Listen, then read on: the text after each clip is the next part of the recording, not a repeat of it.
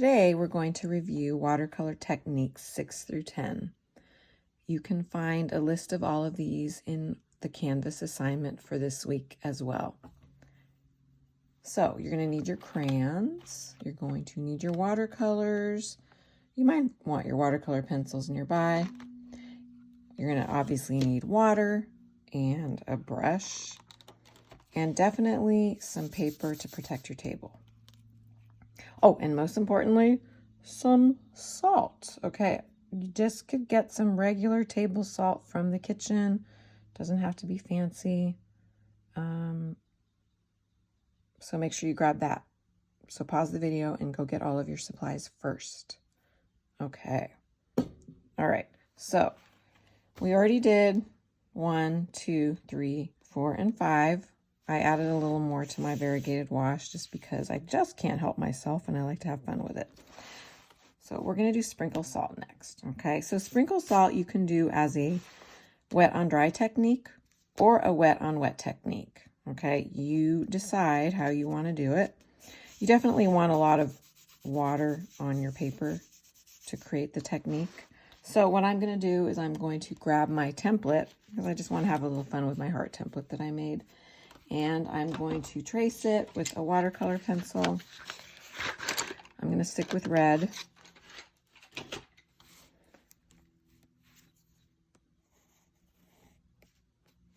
And I'm actually going to paint around my heart.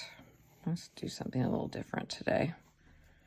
Okay, so I'm going to grab my watercolors and my water and a brush. Okay, so I'm going to go ahead and get started. And I'm basically just going to create a red background. Okay, I'm going to go a little thicker with my paint and definitely add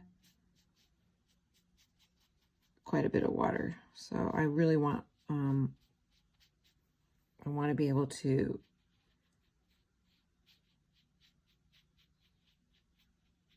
make sure the paper is nice and wet.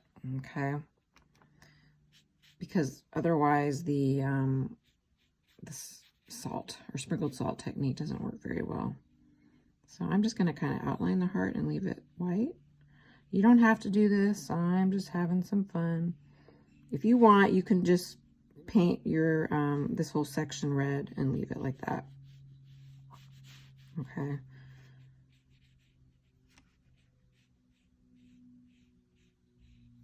So notice how I keep adding some water to my brush to keep the paper wet.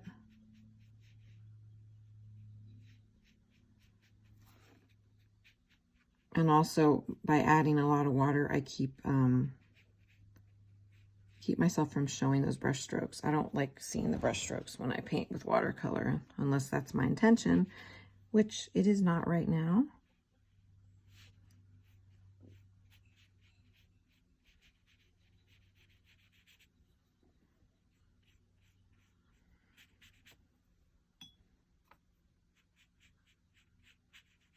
So see how you see those brush strokes? I don't like that. So what I'm going to do is I'm going to go back and spread those brush strokes out and away just by dabbing some water over them, kind of get rid of them. Okay. All right, so paper's definitely got a lot of water on it, which is good. And just for fun, I'm going to drop a little bit of purple on there just because I want to make it more interesting. You don't have to do this. Kind of creating a variegated wash, right? It's a little bit different. Okay. Alrighty. So now I'm going to take my salt and I'm going to grab some and sprinkle it over the paint. Okay, you can see how the salt is absorbing the paint. All right. Okay, that's a good amount. I don't want to put too much. And I'm just going to leave it. I'm going to let it dry, preferably overnight, and come back to it and then scrape off the salt, and then you'll see a really cool technique. And here's an example of a finished one that I made a while ago. And you can see that speckled, kind of grainy look. It's really pretty. It looks kind of like bubbles. It's nice for ocean effects, okay? But right now, you just leave it to dry, so don't touch it. Okay, so let's move on to tissue paper towel blot. You're obviously going to need some tissue or a paper towel or even a piece of toilet paper. Doesn't really matter. You want to grab it and you want to kind of crinkle it up. You want all that texture on it, right? So don't make it too tight because then you will lose all that different texture. Okay, so now obviously I need to drop some paint on here. And this is really nice for a background, like for a sky if you want to create clouds. So I'm basically just going to go ahead and I'm going to keep it real simple, and I'm going to do a blue, and it can be a wet on dry technique, and I'm just going to add a whole bunch of blue. Okay. And you know, you can do any color you want. It doesn't really matter to me, just as long as you kind of fill your whole section with color. So if you're using a sketchbook, be careful you don't get your paint on your sketchbook, right, on the pages underneath. I would recommend putting a paper in between. I should have done that. I didn't, and I don't want to do it right now because I've got my setup for the video. So notice how I've got a lot of water on the paper. That is important for this to work. You really want to load your brush with a lot of water, okay? Load the brush with water. All right, you can see that. Okay, so now I'm going to go ahead and I'm just actually going to put this underneath right now. Take my paper towel, tissue, whatever you've got. And there's different ways you can do this. I like to roll it. Okay, kind of roll it, and then I get like a texture, okay? You can dab at it, but if you dab too much, then you're going to lose all your blue. All right. So,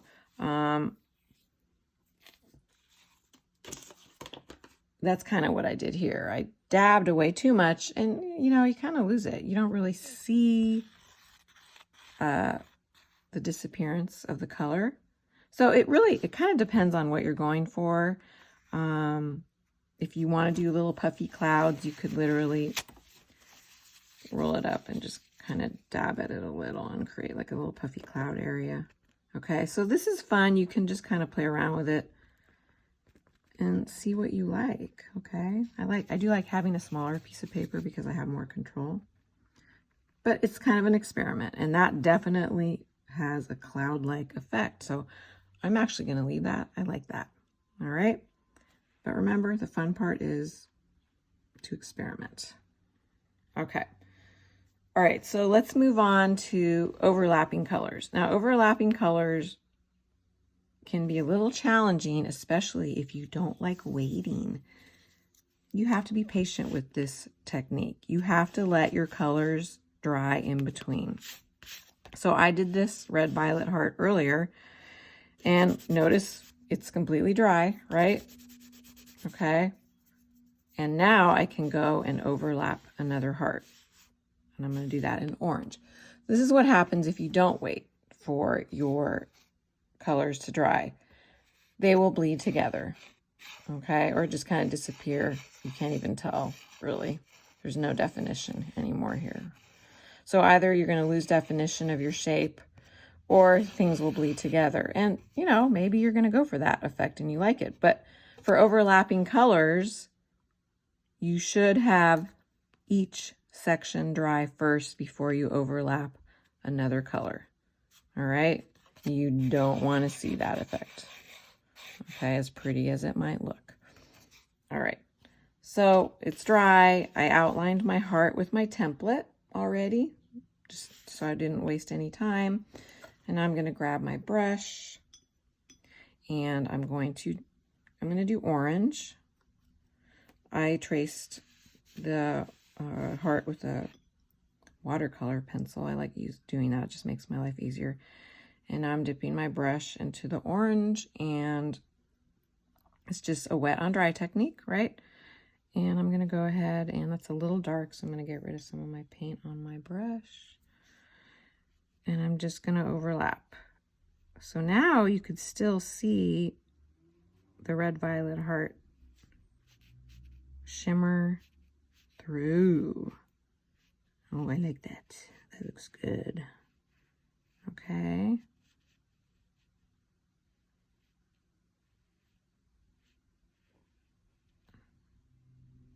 That is the look that I want to go for.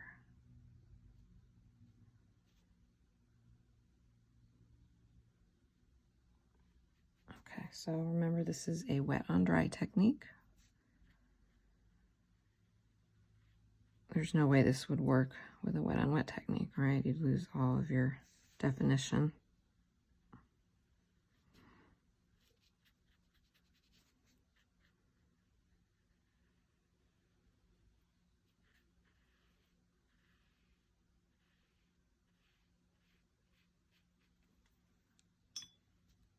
I'm adding a little bit of water because I want to get rid of my brush strokes. Just kind of dabbing that on.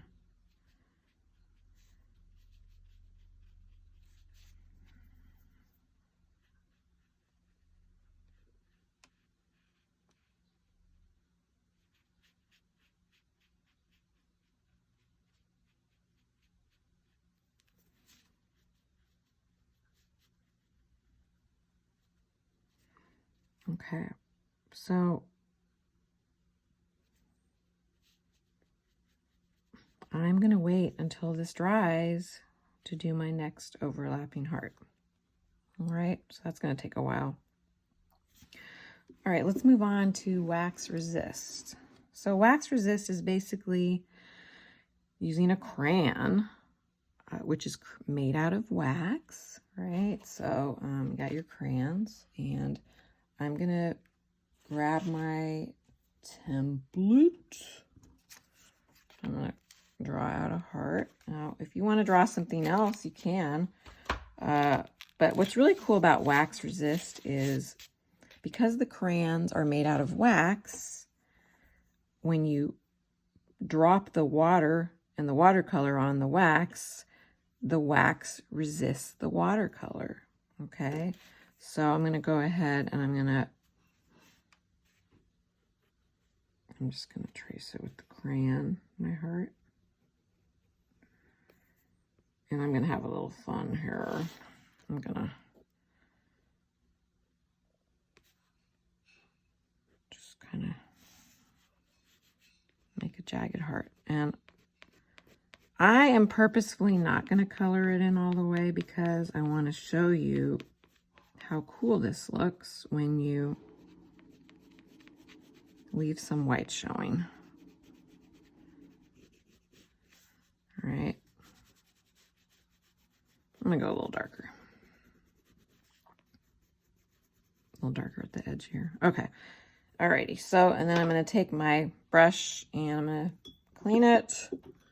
And I'm going to dip it in the red. So this is a wet on dry. And I'm just going to go over it. So look how cool that looks. The crayon resists the watercolor, and it just creates a really cool effect. Okay, so we can have a lot of fun with this. We're gonna do a whole project around the wax resist later. All right, so I'm gonna leave it like that. I want to show you how cool it looks if you use the white crayon. So I used a white crayon to create the eye and the eyelashes, and then a red violet crayon, and I painted the eyeball kind of a light blue, and then I did the variegated wash around it.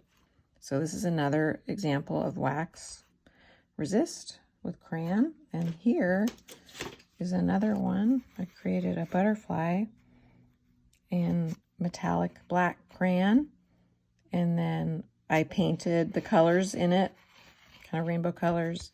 And then afterwards, I went back and I did kind of a orangey pink over that, around it. All right, so there's a lot of really cool things you can do with the wax resist. All right, so our last technique is splatter, and this can get really messy, and I really suggest that you make sure you have your paper. So I've got this extra paper here, okay? And then also you don't want to get the splatter all over all of the other stuff that you did. So I created, and you can do this too, you can get a piece of cardboard if you get something in the mail and make kind of like a little boundary. See, I'm making this boundary. Let me move this up a little. Okay. And that way you'll keep from getting the splatter all over everything. So I am actually going to experiment here and have a little fun. I'm going to place this little heart template down. We'll see if this works. And then I'm going to grab my paints and my brush, right? And I'm going to dip my brush in the paint. Now you're going to want to probably get quite a bit, load your brush with quite a bit of paint. You can kind of twirl it. And I tap it. I do not suggest flicking, because if you have a setup like this, it's just going to get everywhere. You just hold your brush over the area that you want to have splatter and you tap, tap. Now notice it's not working very well. Okay, so this is what I need to do. I need to go back and get some more water on my brush.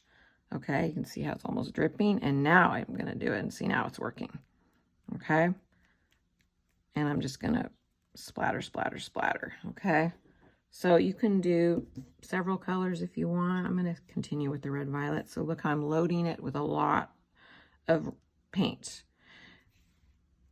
It's not really working right now, so now I'm going to dip my brush in the water, and now it's really loaded with a bunch of water, and now it works. See, so that's the trick. And I'm so glad I have the protection with that paper, because otherwise I would get it all over everything else.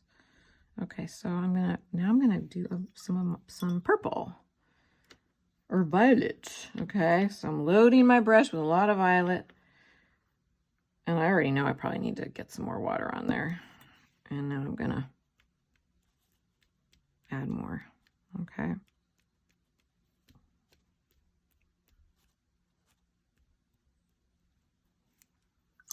And now I think I'm going to do that light blue. Okay, it's not working very well, so I'm going to get more water on the brush with all that paint. See how it's almost dripping? Be careful. Oh, but it works really well when you do that. Okay. And oh, it just looks so pretty. So this would look really good on top of my love. I'm not going to do that yet. But what I want to do now is stop. That worked pretty well. See all that? And then I should wait until this is dry to lift this, but I want to show you how it looks. Okay, so I'm going to very gently try to lift it with my scissors. Oh, that worked pretty well. Oh, okay, that's not bad. You can kind of see the heart. I probably need to add some more. So I'm going to do a little more splattering. And I will show you how it looks. Okay. I need to get more up there. So, you know, you can have a lot of fun with this splatter technique. When we do our graffiti letters, you might want to add it. All right, I'm going to try to get some more at the top, though, right above the heart, so I get more definition of that heart. And then I'm going to do more of the red violet. My favorite color in this Crayola water palette.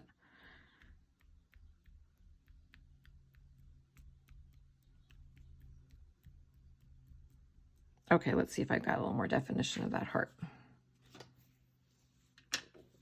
I'll grab my scissors again. Uh-oh. Oh, Yeah, there we go. So I've got a little more definition. So I should add a little more there. I might do that later. Whoopsie. Okay, so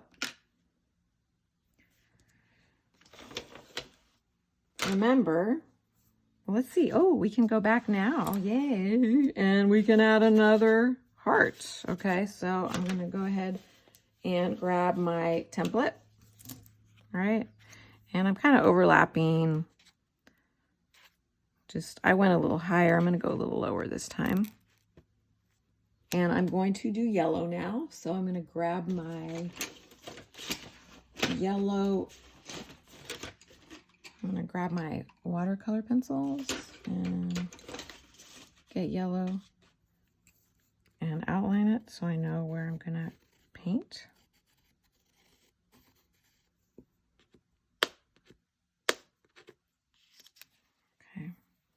Oh, I pressed really hard. So you got to be really careful now that you don't mess up your splatter. So a little trick you might want to try is just turning your paper sideways. That way you'll just have a little more control because you got this still drying and you got your splatter. And oh my goodness, you don't want to smudge it, right? That would not be fun. Now my brush is still loaded with that red violet. So I better do some serious cleaning because I don't want to contaminate the yellow. Okay, so now I'm going to go over to my paint and get some yellow. Now my yellow hasn't been used, so I really have to fill the pot with some water to lift that paint off my little pot. Oh, it looks a little mucky. Oh dear. Oh, see, you learn from me. Make sure you've got some clean water when you're doing light colors. All right, so now I'm going to go ahead and I'm going to overlap. Oh, that's so dark. I don't like it. So I'm going to get rid of some of the yellow and go back and overlap.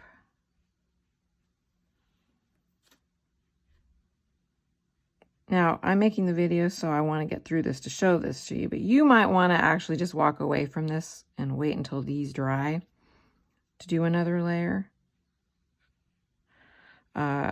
Just so you don't mess it up, okay? And if you do, that's life, right? It's not that big of a deal. It's just art. You can make another one. All right, so I like the way that looks. I like how I can see the orange shimmer through.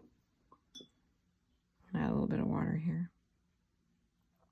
And when this dries, I'm probably going to add another one, but I will do that later and show you in class. All right, so obviously when you're done with all this and it's dry, then you can go to the trash or the kitchen sink and scrape this off with a ruler or a dull knife, okay? And then you'll see that speckled effect that you want to get with the sprinkled salt.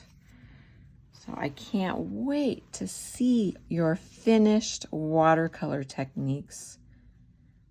Make sure you take a picture and turn it in on canvas.